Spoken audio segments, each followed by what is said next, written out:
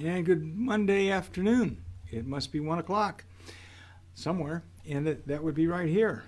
Welcome to the Deal Doctor live stream.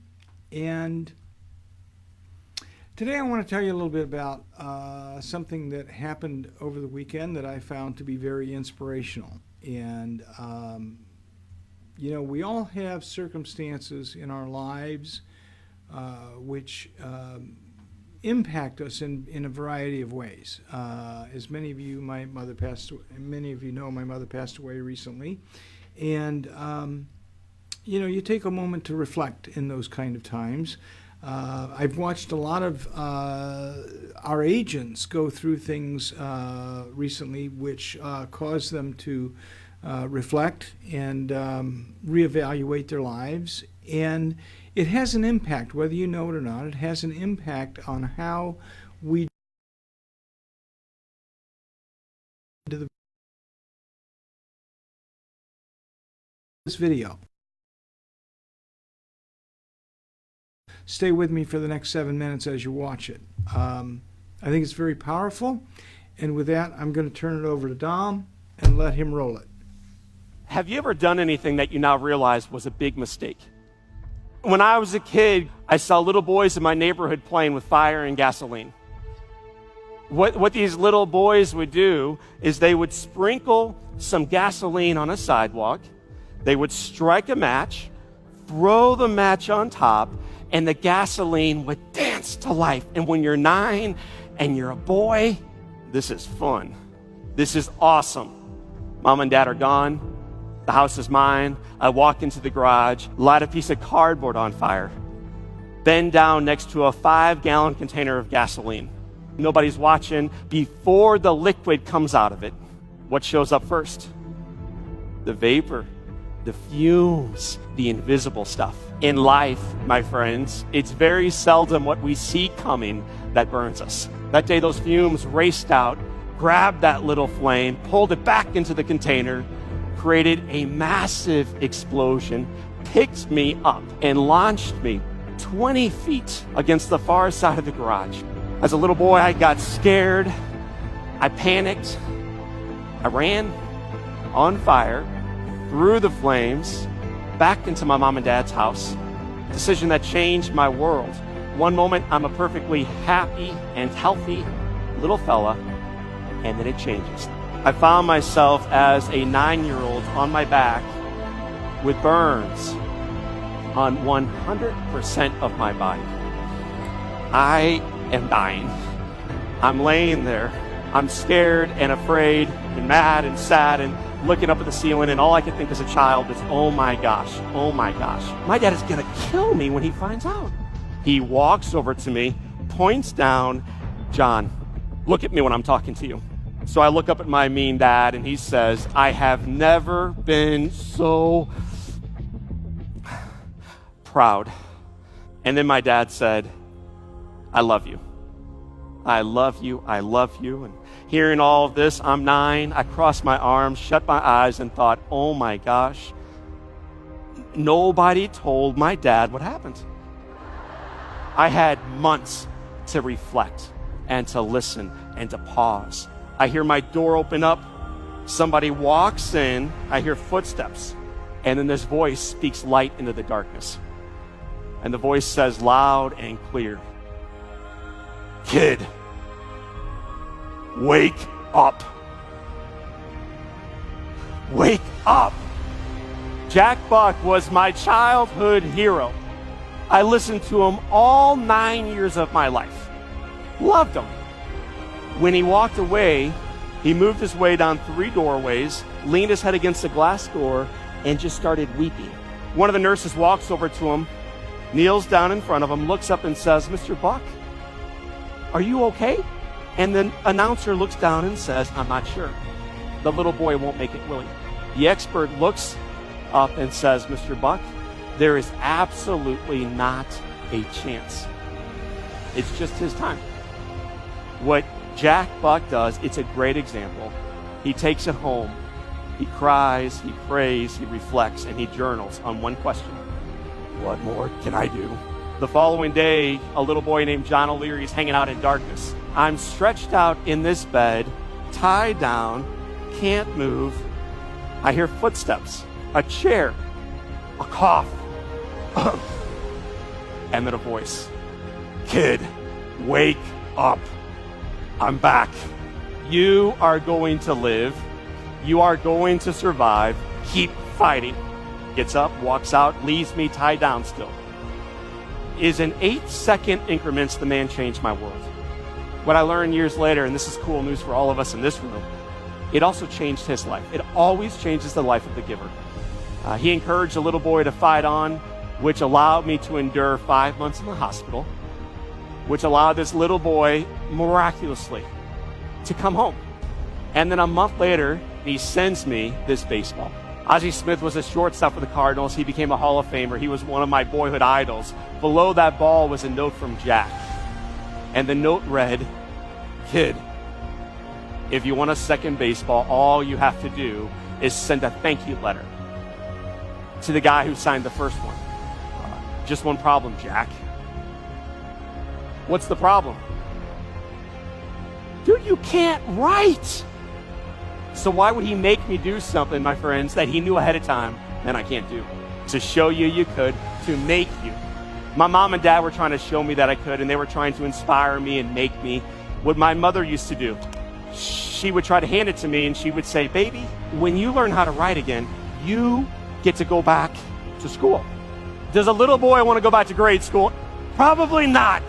Does a little boy want a second baseball? Yes or no? Good leadership is about rising up and coming onto the stage and saying, people, rise up. But great leadership and great mentoring, great love is always, not sometimes, always about coming down.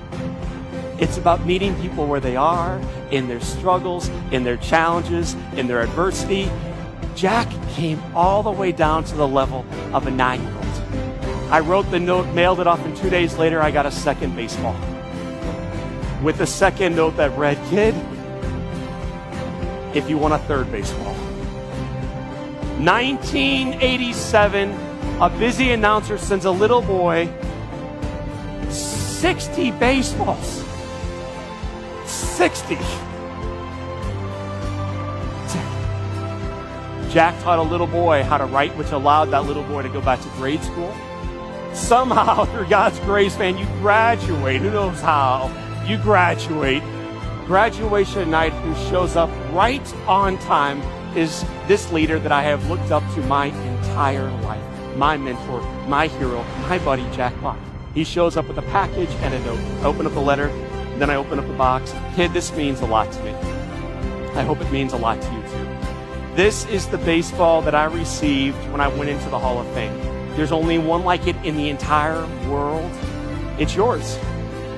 My mentor gave me this priceless gift that changed me from the inside out, because finally I can start believing in my dreams and the ability to build something even bigger than myself with hands that you may think look broken, but they're not broken. They're just different. And different's not bad. I think different's good. We are part of something in this room, I think, that is global changing.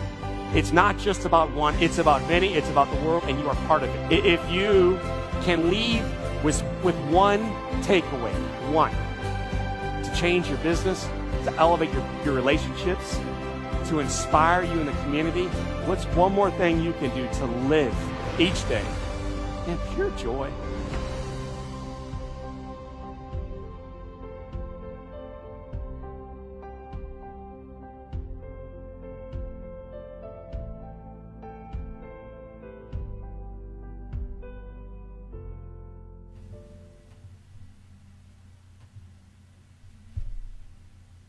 It's a pretty powerful video. How to change your life? Do more for others. I sat with that after watching it, and I realized, in part, one of the things I realized is that that's why 5-Star works, honestly. Greg Carlson started this company with wearing a servant's towel. And he inspires those of us who help you to wear that servant's towel as well, to help you improve your game. And so I ask you, when you have a moment, when you're feeling as if you don't have direction in your business, in your life, watch that video. Think about the experience of that young man overcoming a horrible accident and living through it and having so many accomplishments. If he can do it, we all can do it. So when you're laying out your plans and your thoughts for 2019, and even right now, think about how you're going to do more for others. How are you going to do more for your clients? How are you going to do more for your fellow realtors? How are you going to do more for your community? Because ultimately, that's where you're going to find success. Ultimately, when you're doing for others, the success will come to you. So, I think that's evident from the video, and I hope you enjoy it. I hope that you are inspired by it. Now I'm going to shift to some Deal Doctor questions. If you have any, please, by all means, share them, and Dom will share them with me.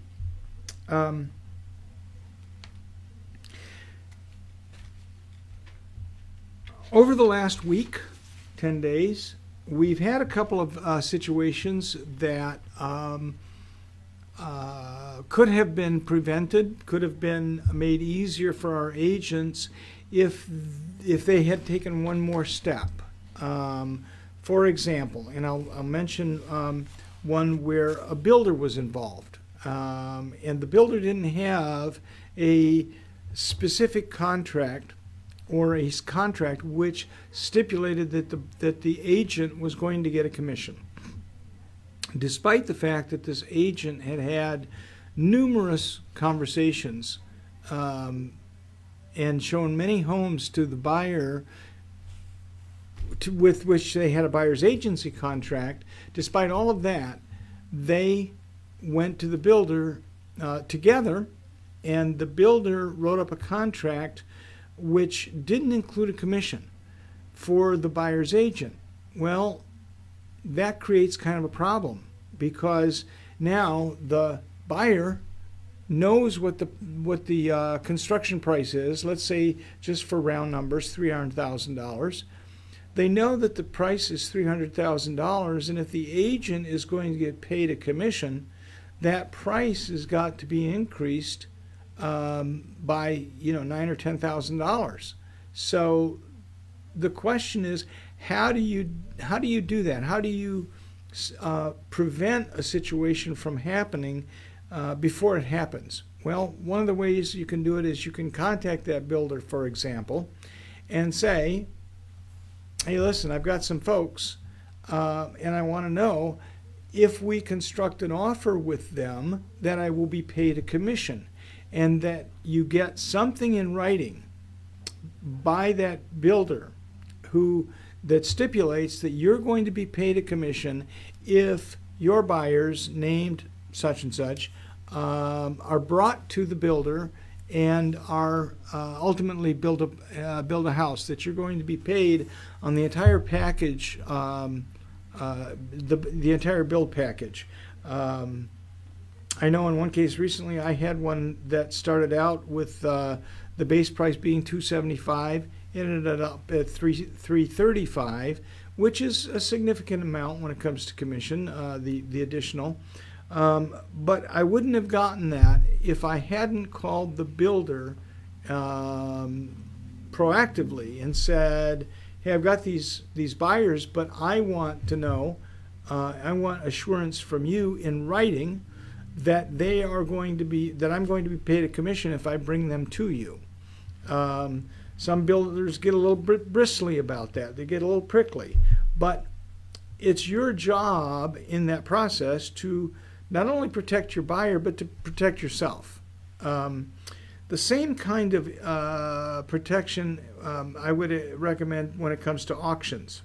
When you go to an auction site, make sure that the language on that site, that the language on the multiple listing card, multiple listing data sheet, says how you get paid. It has clear instructions about how you are going to get paid if your buyers buy through that auction site. Again, don't just assume that because you have a buyer's agency contract that you're going to get paid. That listing agent has no responsibility whatsoever to pay you a commission just because you have a buyer's agency contract signed with a buyer. That contract is actually between you and the buyer. So if they buy a house from somebody else through an auction site, a builder, a for sale by owner, any of those, then it's your responsibility. You're the one who's going to have to hire an attorney to sue them for the commission that they cut you out of. Well, it's a lot easier if you can deal with it up front, proactively. Before you get to that situation, call the builder or the auction house or the for sale by owner and say, if I bring a buyer to you, will you pay me some amount of commission, whatever it is you charge? And then get it in writing. There are very easy ways to do that with the compensation agreement. You don't have to get them to sign a listing contract. You can get a compensation agreement which is enforceable should they ultimately decide to sell to these particular buyers. Encourage your buyers to maintain contact with a builder, an auction house, or a FSBO with you. Obviously, if it's listed with another agent, you don't want them talking to the other agent. You're the negotiator, you're the representative that they chose to work for them and work on their behalf with either another agent or a builder and so on. You try to get them to avoid contacting the builder directly. And this is a note. Don't fight with someone whose signature does not matter. There used to be a saying in the sales business, never take no from someone who can't say yes. That's pretty good advice. If they if they don't have the power to say yes to whatever you're proposing, then why should you take a no from them? This is a pretty good example. For example, in a situation where the other agent is involved and the other agent is advocating strongly, urgently for their seller, let's say, and you're advocating for your buyer, and the agent keeps saying, well, no, they're not going to do that. No, they're not going to do that. No, they're not going to do that. My question would be, have you asked them? How do you know they're not going to do that? And if the agent stonewalls you, then I would probably put together an addendum which says that here's what we're asking for, and by law, you're required to present it to him. I can't tell you how many times doing that has resulted in the agent, the listing agent, for example, being forced into a position where they have to present it to the seller, and the seller goes, yeah, I can work with that. I can live with that. And now the agent may not like it, but that agent wasn't in the position to say no to you. Their signature, that agent's signature, didn't matter. Only the seller's signature mattered. So never take no from someone who can't say yes. I'm going to reiterate clauses. We have some great clauses that we've written for you, and I encourage you, again, a situation happened this last week where one of the agents wrote an escalation clause which did not include a part of the escalation clause that we've written for you. It was actually one of some other agent's escalation clause. It ended up that if our escalation clause that we've written and provided for you, and by the way, run by Gail Anderson for her approval, if that had been used instead of the one she wrote, there never would have been a problem regarding earnest deposit and so on and so forth. There's very specific language in there for very specific reasons. For example, we use the words the net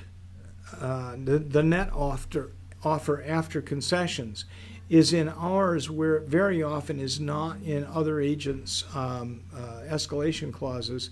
And in our escalation clause, we specify that part of verifying that it's a bona fide offer is to see a pre-qualification letter which supports the price that the competing buyer is offering in their purchase agreement. For example, if you have a purchase agreement for a competing offer that's $350,000, but their pre-qualification only allows them to buy up to a $300,000 house, well, that's not a bona fide offer, is it?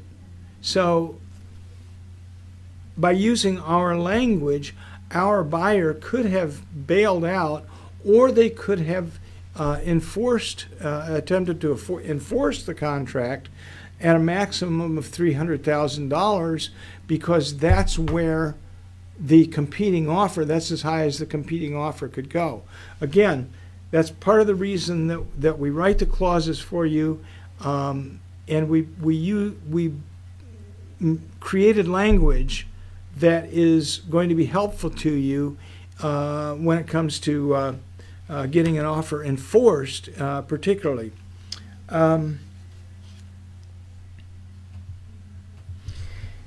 If you are, again, I'm going to go back to the builder and auction issue. Basically, never let them out of your sight, your buyers. If they're going to go to an auction, if they're going to go to an open house, if they're going to go to a builder, go with them. Have a conversation with them. And because very often there are builders and other agents out there who are not going to honor your buyer agency contract. And they may be very careful to tiptoe around actually interfering with your buyer agency contract, so we can't go after them for a code of ethics violation, but they will do it in a way that they are protected from us pursuing them. So the best situation is if you've got a buyer who's out there working and you think that they might be, want to work with a builder or an auction or for sale by owner, or even in the case of another agent, I would certainly try to accompany them every time they go out to look at houses or talk with the builder or whatever. Got any questions yet, Don? No. No questions. Situation. Let's pretend that your offer is the very first offer that's written. Does the seller, number one, is the seller required to accept your offer within the time frame that your offer is written? So let's say that you put a deadline of 9:00 p.m. that night. Is the seller required to accept that offer? And the answer is no. There's nothing in the listing contract which requires that seller accept your offer within your deadline. So be cautious, especially in a seller's market, that you're not shooting yourself in the foot by having short deadlines. You can extend a deadline if you haven't gotten an answer by, for example, 9:00. You can extend it to the next day by sending one over at 8:00, for example. But in this market, it's probably best to allow the offers to compete and to compete as aggressively as you can by telling your buyers, you may have one shot at this. There is no requirement that they respond to you within your time frame. There is no requirement that they respond to you at all. In fact, there is no requirement that they have to choose the highest offer. They can choose whatever offer they want to, so long as it is not discriminatory against any protected class. Does a buyer agent need to call you with feedback? No. And very often they don't. So the best, what I try to tell my sellers is, I'm going to try as hard as I can to get some feedback for you. And I will try 3 times. I will try a call, an email, and a phone call. If those 3 attempts don't result in feedback, then I've done all I can, and I can't give you any feedback from that particular agent. But I think we owe it to our sellers to be proactive in reaching out and getting that feedback if the agent isn't offering it. We had a really interesting one that came up the other day. And what I found interesting about it is it was between 2 agents who both had more than 30 years of experience and who are very high producers within our company. And they both came to me, who has more than 30 years experience.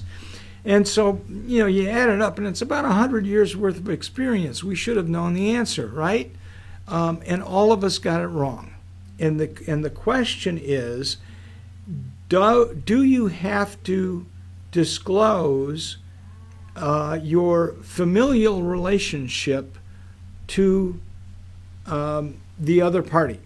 If I have a family relationship with the house that I have listed or someone who's buying a house, do I have to disclose that familial relationship to the other side? And I always thought you did. I always thought you had to do it in a straight line: grandfather, father, child, siblings, children, grandchildren. A direct familial line, not aunts and uncles and second cousins twice removed. One of the agents who was involved then sent me a copy of the Michigan Disclosure Act, the Michigan Agency Disclosure Act, and it specifically excludes, it does not say that by law we have to disclose any familial relationship. We only have to disclose if we ourselves as real estate agents are purchasing or selling a property. That we know we have to disclose by law. However, further investigation, thanks Leo Olson, Leo said, well, guess what? It's under the Code of Ethics that you have to disclose. You have to disclose if you have a familial relationship, if you have a listing or if you're working with a buyer. For example, right now, I have 2 homes listed down in St. Joe. They both happen to be for family members of mine. And so I have to disclose that I have a familial relationship with both of these sellers down in St. Joe because the Professional Code of Ethics requires it. It's not required by law, but it is required under the Code of Ethics. The question is, how far out do we extend that? And that's undefined. No lawyer that I'm aware of has been able to define where you have to stop. Is it cousins, uncles, aunts, a third cousin, an ex-in-law? Nobody really can define that. What I can say is, I think you're pretty safe if you disclose that if you're working for your siblings or your parent, grandparent, child, or grandchild. If you're in that direct family line, if you have a close relationship with an uncle or an aunt, it may be wise to disclose. I would suggest that you err on the side of disclosure rather than non-disclosure, simply because it's probably safer that way. So, any questions? All right. Well, we've managed to give you about a half an hour of information again this week. Next week, hopefully, we can get you some more. And hope you have a wonderful day. Thanks for joining.